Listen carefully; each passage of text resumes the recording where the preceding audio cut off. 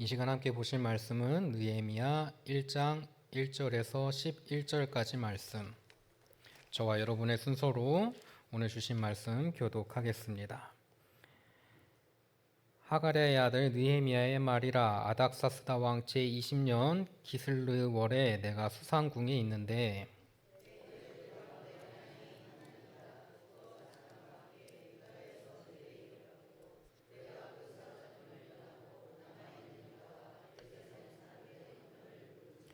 그들이 내게 이르되 사로잡힘을 면하고 남아있는 자들이 그 지방 거기에서 큰 환난을 당하고 능욕을 받으며 예루살렘 성은 허물어지고 성문들은 불탔다 하는지라.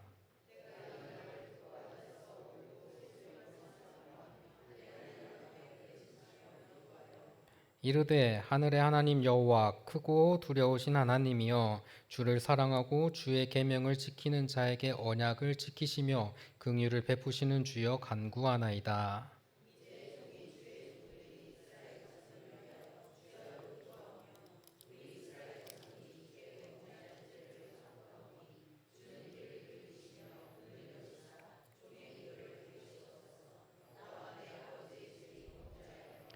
주를 향하여 크게 악을 행하여 주께서 주의 종 모세에게 명령하신 계명과 율례와 규례를 지키지 아니하였나이다.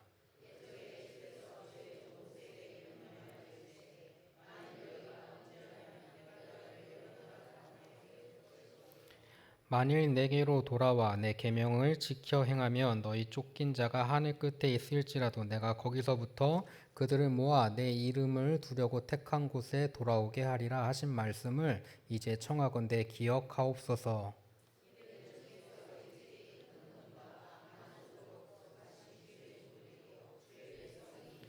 함께 읽습니다. 주여 구하오니 귀를 기울이사 종의 기도와 주의 이름을 경외하시기를 기뻐하는 종들의 기도를 들으시고 오늘 종이 형통하여 이 사람 앞에서 은혜를 입게 하옵소서 하였나니 그때에 내가 왕의 술 관원이 되었느니라.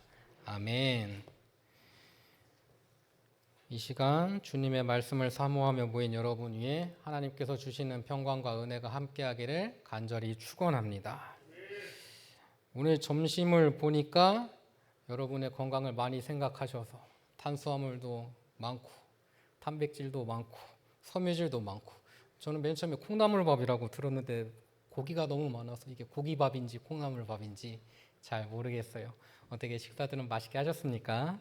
오늘 또 배가 부른 만큼 영의 양식을 채워주신 하나님의 말씀으로 충만한 시간이 되길 간절히 바랍니다. 아시겠지만 저는 지금 굉장히 기분이가 좋은 상태입니다. 저는 내일부터 휴가를 떠나기 때문이죠. 감사합니다. 이거 다 여러분의 사랑이고 또 하나님의 돌보심이라고 생각합니다. 또 여러분께서 기도해 주시는 만큼 또 가서 좋은 거 보고 아름다운 거 듣고 맛있는 거 먹고 하면서 또 다음에 또 좋은 말씀 전할 수 있는 그런 것들이 충전되게 저도 간절히 바랍니다. 오늘 우리는 느헤미야라고 하는 사람을 만나게 돼요. 발음 잘해야 되는 사람이에요. 그래서 이 사람이 어떤 사람인가? 그는 바사 왕국에서 왕의 잔에 독이 들어있는지 독이 없는지 확인하는 사람이었어요. 우리나라로 치면 기미상궁 같은 겁니다. 그러니까 아무나 하는 게 아니에요. 믿을 수 있는 사람, 신뢰할 수 있는 사람에게 그 자리를 맡깁니다. 그런데 그가 당시에 있었던 그곳이 이스라엘 예루살렘으로부터 거의 약 1200km 정도 떨어진 곳이에요. 너무나 멀지요. 그런데 그 멀리 떨어져 있음에도 불구하고 그의 심장에는 조국에 대한 불타는 사랑이 남아 있었던 사람이라고 할 수 있습니다. 그러던 중에 느헤미야는 하난이라는 친구를 통해서 예루살렘에 대한 이야기를 듣게 되었어요. 포로로 잡혀가는 것을 피하고 남아있던 사람들도 큰 환난을 당하고 능욕을 받았으며 예루살렘 성벽은 다 무너지고 문은 불에 타서 무방비 상태에 처해 있으며 수치를 당하고 있다는 이야기입니다. 이 소식을 들은 느헤미야의 마음은 견딜 수가 없었다고 기록합니다. 그 결과 느헤미야는 슬픔에 잠겨서 울고 금식하며 기도했다라고 말해요. 오늘 본문을 통해서 우리는 느헤미야가 하나님을 향해 간절히 기도하는 모습을 바라보게 됩니다. 이를 통해서 기대하는 것은 하나예요. 우리들도 이와 같은 간절한 기도의 사람이 되어야 한다는 것이지요. 느헤미야의 기도를 통해서 하나님께서 기대하시는 기도의 사람은 어떤 사람인가를 이 시간 함께 깨닫을 수 있기를 간절히 바랍니다. 먼저 기도하는 사람, 기도의 사람은 사랑의 마음으로 기도할 수 있는 사람이어야 합니다. 오늘 본문 4절에 이렇게 증언하지요. 내가 이 말을 듣고 앉아서 울고 수일 동안 슬퍼하며 하늘의 하나님 앞에 금식하며 기도하여 이르되, 이렇게 말씀하십니다. 여러분, 통곡의 눈물은 하루아침에 나오지 않아요. 하루아침에 통곡하지 않습니다. 여러분, 통곡하는 사람을 보신 적이 어디서 보셔요? 대부분 장례식장에서 봐요. 장례식장에서. 그렇게 서글프게 아주 그냥 건물이 무너져라 그렇게 웁니다. 그렇게 울 수 있었던 건 평생을 함께 해왔던 내 사랑하는 사람이 떠나갔기 때문이에요. 어제 만났던 사람이 갑자기 사고가 나도 눈물 나지 않아요. 내가 정말 마음 쓰고 내가 정말 사랑하고 내가 정말 관심 가지고 있었던 것에 아픈 일이 생겼을 때, 어려운 일이 생겼을 때 그제서야 우리는 눈물을 쏟게 되고 울부짖는 거예요. 하나님께서 이스라엘 백성들의 기도를 들으시는데 웃으면서 실실 쪼개면서 하는 기도 들으신다고 하셨을까요? 아니에요. 통곡하면서 옷을 찢으면서 하는 기도, 그 기도를 들으시겠다고 말씀하셔요. 오늘 느헤미야가 그렇게 울면서 통곡하면서 기도합니다. 근데 그가 그렇게 기도할 수 있었던 것은 그가 그의 민족과 그의 나라와 하나님을 경배하고 예배하는 것을 오랜 시간 동안 사랑하고 그리워하고 가슴 깊이 품었던 마음을 가지고 있었기 때문이에요. 요즘 시대를 보면은 메마른 시대라고 이야기하곤 합니다. 너무나 바쁜 시대를 살아가고 있기 때문에 감정에 휘둘릴 겨를도 없다라고 이야기해요. 그저 현실에 얽매여서 순간순간 주어진 일을 감당하기도 벅찬 시대를 우리는 지금 살아가고 있습니다. 울 일도 없고 금식할 일도 없지요. 며칠 밤을 새면서 통곡할 일도 별로 없어요.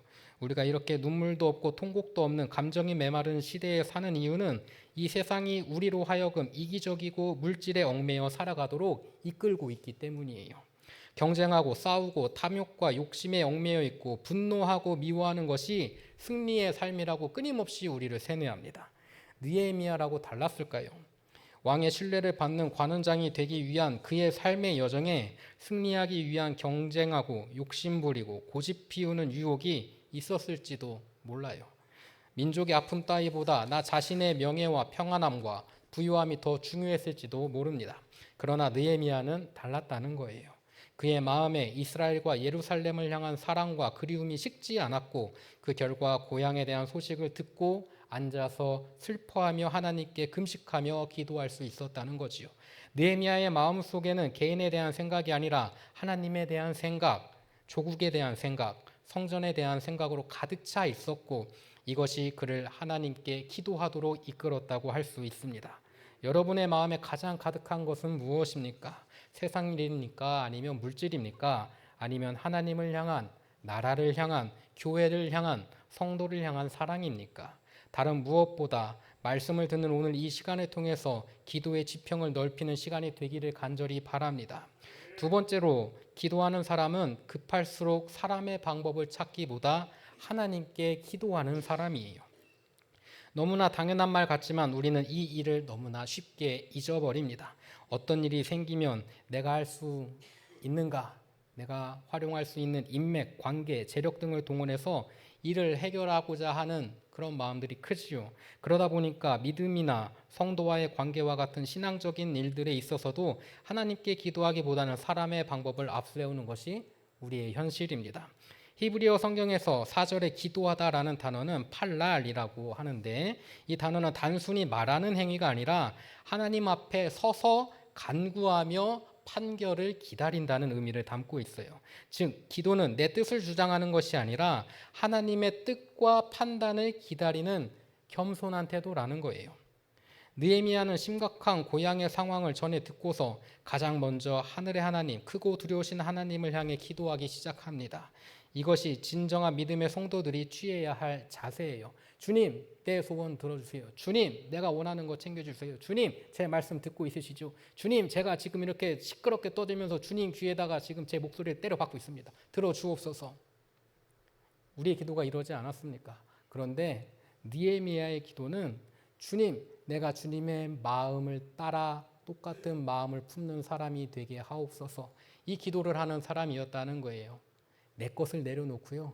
내가 하나님께 쓰임받는 사람이 되겠습니다라고 고백하는 사람이었다는 거예요. 오늘 이 시간 우리의 고백이 그런 고백이 되었으면 좋겠습니다. 주님, 나만 보세요. 주님, 나만 챙겨주세요. 주님, 나한테 복 주시고요. 아이고, 주님, 제 주머니에 헐렁헐렁하네요. 좀 채워주세요. 아, 주님, 제 배가 홀쭉해졌습니다. 제 입에 먹을 건 넣어주세요. 이런 거보다 주님, 육의 양식보다 영의 양식을 주시길 사모하며 주님, 이 땅에 하나님께서 계획하시는 놀라운 일들을 내가 바라보게 하시고 주님, 그 일을 보며 어려운 길일지라도 내가 그 길에 동참하며 나아갈 수 있게 하여 주옵소서. 주님, 나는 아무런 능력도 없고 힘도 없습니다. 주님께서 능력 주셔야 제가 이거를 할 수 있을까 말까 하오니 주님, 나에게 능력 주옵소서. 지혜도 주옵소서. 말씀도 주옵소서. 영육 간의 강건함도 주옵소서. 이 고백을 하는 거예요. 내 욕심을 채우고자 기도하는 것이 아닌 하나님께서 원하시는 바에 내가 부름받아 쓰임받을 수 있게 하옵소서. 이 고백을 할 수 있는 우리 공동체가 되길 바랍니다. 느헤미야는 하늘의 하나님을 향해서 오늘 말씀에 보면 기도하기 시작하는데 그의 기도는 크게 이 안에서도 세 부분으로 나눠져요. 첫 번째는 이스라엘의 범죄를 자복하는 기도를 드립니다. 느헤미야가 이스라엘을 위하여 주야로 기도함에 있어서 가장 먼저 기도한 것은 이스라엘이 하나님께 범죄한 것들을 고백하는 거예요. 하나님께서는 모세를 통해 명령과 계명과 율례와 규례를 주셨지만 그들은 그 명령을 지키지 않았지요. 그 결과 그들은 이방 민족의 침입을 당해 흩어지게 되었어요. 그런데 여기서 중요한 것은 이스라엘의 죄악과 범죄를 마치 자신의 범죄인 것처럼 여기고 자복하면서 기도하였다는 겁니다. 자복한다는 것은 허물과 죄를 숨기지 않고 주님께 아뢰는 거예요. 나의 죄로 여기고 기도할 때 그 기도야말로 온 마음을 담아 드리는 기도가 될 수 있다는 겁니다. 행여나 우리는 나의 허물에 대해서 기도하는 것은 인색하고 다른 사람의 허물에 대해서 기도하는 것에는 지나친 관심을 가지고 있는 분들이 계시지 않습니까? 참된 그리스도인들은 하나님 앞에서 언제나 자신이 회개할 자로 여기고 살아가는 사람이라는 사실을 잊어서는 안 된다는 거예요. 우리는 언제나 죄인이기 때문이죠. 여러분 중에 완벽하신 분 계십니까? 저는 지금까지 살면서 하나님 앞에 한 점 부끄러움 없이 살아왔습니다. 거짓말 그게 뭔가요? 저는 그런 거 잘 모르겠습니다. 어린 시절 부모님의 지갑에서 제가 몰래 1,000원 뺀 적이 있는데 어떻게 제가 도둑질을 해버렸네요. 여러분은 어떠십니까? 길 가다가 쓰레기도 버려봤을 것이고 마음에 안 드는 사람 보면서 욕도 해봤을 것이고 정말 나쁜 마음도 때로는 마음속에 품어봤을 것이고 왜 그렇습니까? 우리가 연약하기 때문이에요. 우리는 완전하지 않기 때문입니다. 그래서 때로는 나의 믿음이, 나의 신앙이 나의 혈기를 이기지 못할 때가 간혹 있어요. 그리고 나서 돌아서서 후회해요. 비행기 타면은 이쁜 누나들 있어요. 동생들 있어요. 그죠? 보면 스튜어디스 분들이 하는 말 중에 그게 있대요. 중국 사람과 일본 사람과 한국 사람을 보면은 딱 차이가 난다는 거예요. 그래서 뭔가 실수가 있을 때 중국 사람은 어떻게 해요? 일단 막 화를 내고 목소리가 높아지고 짜증내고 막 주변 사람들에게 민폐를 주고 막 그래요. 일본 사람은 어떻게 합니까? 괜찮습니다. 괜찮아요. 하고 가서 이제 비행기에서 다 내리고 나서 홈페이지에다가 막 뭐 어쨌네 저쨌네 막 이렇게 쓰는 거예요. 벌 주세요. 점수 깎아주세요. 막 이러는 거예요. 한국 사람은 어떻게 할 것 같아요? 막 화를 내요. 그리고 나서 한 5분쯤 있다가 화내서 미안합니다. 화내서 미안합니다. 그런데요. 여러분은 어떠세요? 화내면 안 될 걸 알면서도 그래요. 공포영화 보면요. 공포영화 잘 안 보시겠지만 저도 뭐 딱히 좋아하진 않는데 보면은 참 신기합니다. 저 사람 저기 들어가면 안 되는데 그런데 들어가요. 희한하죠. 저기서 불 끄면 안 될 텐데 불을 꺼요.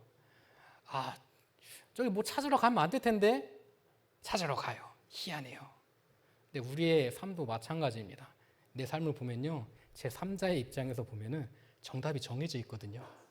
그런데 그 정답대로 안 해요. 그렇죠? 내 고집 때문에 이거 하고 싶을 때가 참 많아요. 그리고 나서 시간이 지나면 후회하는 경우가 참 많죠. 우리의 신앙의 길에 있어서도 혹시나 그러고 있지는 않습니까? 때로는 한번 멀리서 쳐다보는 것도 중요해요. 내 삶을 한번 멀리서 쳐다보세요. 그러면은 생각보다 정답이 가까운 곳에 있다는 걸 알게 될 때가 있습니다. 오늘 말씀을 통해서 우리가 기도함을 통해서 내 욕심에 붙잡혀 살아가는 것이 정답이 아니라는 것을 알게 될 수 있어요.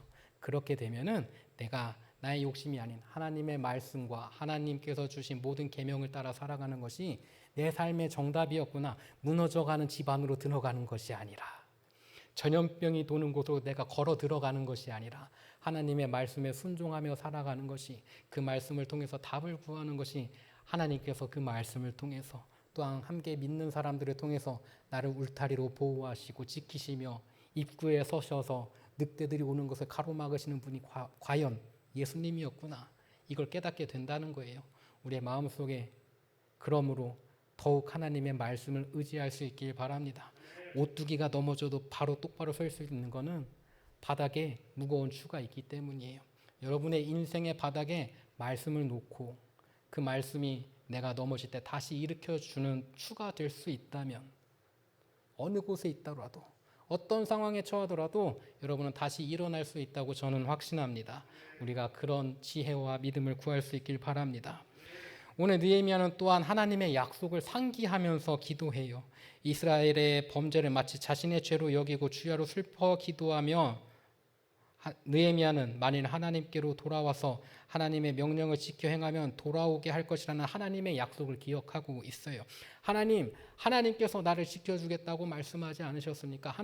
하나님께서 나를 좋은 곳으로 데려가겠다고 말씀하지 않으셨습니까? 그러니 그 약속을 주님 기억하신다면 나를 구원하시고 나를 지키시고 나를 올바른 곳으로 인도하여 주옵소서, 이렇게 이야기합니다. 느헤미야는 비록 이스라엘이 과거에 하나님의 명령에 순종하지 않았으므로 지금 어려운 시절을 겪고 있지만 그의 마음을 붙잡고 있었던 것은 그들을 다시 돌아오게 할 거라는 하나님의 약속을 잊지 않았다는 거예요. 우리가 시련 가운데 있을지라도 그 연단의 과정을 통해서 주님께서 나를 더욱 크게 쓰시며 하나님께서 행하시는 놀라운 계획에 동참케 하십니다. 느헤미야는 그 하나님의 약속을 믿고 끝까지 의지하면서 하나님께 기도했었어요. 하나님께서는 우리의 기도에 한없이 약하신 분입니다. 그 이유는 하나님께서 우리를 사랑하시기 때문이에요. 아버지 집이 싫어서 떠났던 아들이 돌아왔을 때 신발도 신지 않고 달려나가 그 아들을 맞이한 것처럼 하나님께서도 우리의 죄를 회개하고 주께 돌아오면 과거의 죄는 묻지 않고 사랑으로 감싸주시는 줄 믿으시길 바랍니다. 세 번째로, 이스라엘을 위해 자신을 사용해 달라고 느헤미야는 기도합니다. 느헤미야는 이제 주님께 은혜를 입게 해달라고 기도하고 있어요. 귀를 기울이시사 종의 기도를 들어주시고 수상궁에서 형통하여 아닥사스다 왕 앞에서 은혜를 입게 해달라고 기도하는 거지요. 느헤미야는 단순히 기도하는 것으로 끝나는 것이 아니라 그는 이스라엘을 위해 계속 기도했었고 사역을 위해 헌신하게 해달라고 기도하고 있습니다. 사실 그는 술관원으로 왕궁을 떠날 수 없는 상황이었지만 하나님께서 은혜를 베푸셔서 왕을 감동케 하고 능치 못할 일이 없다는 하나님께서 행하신 놀라운 기적을 통해서 그가 고국으로 돌아가 그곳에서 하나님께서 맡겨주신 사명들을 감당할 수 있도록 만드십니다. 그래서 느헤미야는 직접 예루살렘의 성벽을 재건하는 비전을 이루게 해달라고 기도하고 있어요. 하나님의 도움으로 유다 총독으로 부임한 느헤미야는 예루살렘에 도착한 지 사흘 만에 사람들을 소집해서 성벽 쌓는 일을 시작하였고 52일 만에 성벽과 문을 수리할 수 있었습니다. 그의 간절한 기도가 4개월 만에 이루어졌어요. 이 사건을 통해 우리는 기도에 전념할 때 일어나는 변화를 바라보게 됩니다. 또한 행함과 함께하는 믿음을 따라 살았던 한 사람을 만나게 되죠. 과연 우리는 어떤 모습을 하고 있습니까? 주님, 내 기도에 응답하여 주옵소서 간절히 구할 텐데 그 응답이 때로는 내가 생각하는 것과 다를 때도 있거든요. 그러면 주님께서 내 기도를 듣지 않으셨나 봐. 내가 그렇게 열심히 기도했는데 하나님 내 기도 안 들으셨어 하면서 삐져요. 서운해하고 초등학생 같이 삐지고 아프고 서운해요. 도대체 주님 내 기도 언제 들어주십니까? 한 영화가 있습니다. 프랭크 버시스 갓, 프랭크 대 하나님이라는 영화예요. 여기서 프랭크라고 하는 주인공은 성공한 변호사예요. 그런데 아내가 병환으로 사망합니다. 삶의 의미를 잃고 방황하면서 신앙을 버리고 세상과 하나님에 대한 깊은 회의와 분노가 마음속에 쌓여 있어요. 화가 드글드글해요. 그냥 보기만 해도 화가 나요. 작은 것에도 예민해져 있어요. 그런데 어느 날 허리케인이 와서 그의 집을 싹 쓸어 가 버립니다. 답도 없죠. 안 그래도 내가 지금 힘들고 지쳐 있는데 집까지 무너졌어요. 그래서 보험사에 가서 이거 보험 처리해달라고 하니까 보험사가 자연재해는 보험 처리가 안 됩니다. 어디 가나 보험사는 다 똑같습니다. 어떻게든 안 주려고 자연재해는 안 되지요. 이미 이 프랭크라고 하는 사람은 화가 머리끝까지 났어요. 뭐라도 트집을 잡고 싶어요. 그가 어떤 생각을 하냐면 이 자연재해라고 하는 것이 하나님께서 하신 걸 텐데 그러면 이걸 하나님의 행위니까 하나님께서 그 책임을 져주셔야 되는 거 아닙니까? 그래서 법정에다가 하나님을 고소합니다. 그래서 이거 하나님께서 이 허리케인을 싹 보내가지고 우리 집 무너졌으니까 책임져 주십시오 하면서 화를 내면서 법정에서 이야기를 해요. 그러면서 어떻게 해요? 그럼 하나님께서 그곳에 오셔서 아닙니다라고 이야기합니까? 그래서 각 계층의 신부님들 아니면 종교인들이 모여서 그곳에서 그와 대담하는 이야기가 담겨 있는 영화예요. 그 중에 그 법정에서 한 신부님이 이렇게 고백합니다. 제가 힘을 달라고 기도했을 때 하나님은 저를 강하게 만들 시련을 주셨습니다. 제가 지혜를 달라고 기도했을 때 하나님은 저에게 풀어야 할 문제를 주셨어요. 제가 용기를 달라고 기도했을 때 하나님은 극복해야 할 위험들을 주셨습니다. 제가 사랑을 달라고 기도했을 때 하나님은 도와야 할 상처 입은 사람들을 저에게 보내주셨어요. 제 기도는 응답받았습니다. 마찬가지로 우리의 기도도 때로는 문제와 시련, 도전과 사랑을 통해서 응답될 수 있습니다. 그러므로 응답의 모양보다 더 중요한 것은 응답하시는 하나님을 신뢰하며 그분의 손을 붙잡는 것이지요. 이것이 바로 기도의 사람 느헤미야가 보여준 믿음이며 오늘 우리에게 주시는 하나님의 음성입니다. 이 시간 기도의 사람 느헤미야를 바라보며 그가 응답받았기에 그와 같은 기도의 사람이 되고자 하는 것이 아니라 그가 하나님과 민족을 사랑했고 그 사랑의 표현이 기도였음을 기억하며 우리도 주님을 사랑하고 나라와 민족을 사랑하는 마음으로 뜨겁게 중보기도할 수 있는 성은 공동체가 될 수 있기를 간절히 축원합니다. 다 같이 기도합니다. 사랑과 은혜가 풍성하신 하나님 아버지, 오늘 말씀을 통해 기도의 사람을 만나게 하시니 감사합니다. 멀리 떨어진 곳에서조차 예루살렘과 하나님의 성전을 잊지 않고 눈물로 기도하던 그의 모습을 통해 우리의 기도가 얼마나 메말라 있었는지 돌아보게 하여 주옵소서. 주님, 우리의 마음이 너무나 바쁘고 세상 욕심과 분주함에 묶여 눈물을 잃어버린 삶을 살아왔음을 회개합니다. 나와 내 가정, 우리 교회와 이 민족을 향한 주님의 사랑을 잊고 내 유익만을 구하며 살아왔던 허물을 용서하여 주옵소서. 이 시간 우리의 굳은 마음을 부드럽게 하시고 성령님께서 우리의 영혼을 깨우셔서 하나님과 교회를 향한 사랑과 눈물이 다시금 회복되게 하여 주옵소서. 느헤미야가 앉아서 울며 금식하며 기도했던 것처럼 우리도 주님의 마음을 품고 무너진 영혼과 교회를 위하여 눈물로 기도할 수 있도록 함께하여 주옵소서. 오늘도 우리 가운데 새로운 기도의 불씨를 심어주심에 감사드리며 사랑이 많으신 예수 그리스도의 이름으로 기도드립니다. 아멘.